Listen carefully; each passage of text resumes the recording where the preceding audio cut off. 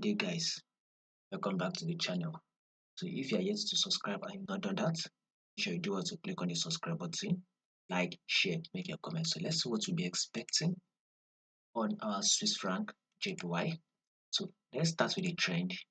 We can see that our full trend on Swiss franc JPY is literally on an uptrend move.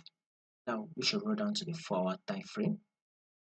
You would also see that our 4-hour time frame is also an uptrend move. Now take a look at what this market is currently doing. We are having a series of higher high and an higher low. So this is our higher high. This is also our higher low. Our higher high here. This is also the higher low. This is our higher high here. Here is the higher low. So our next movement on Swiss franc JPY is a new higher high. So let's see it come to tap this level.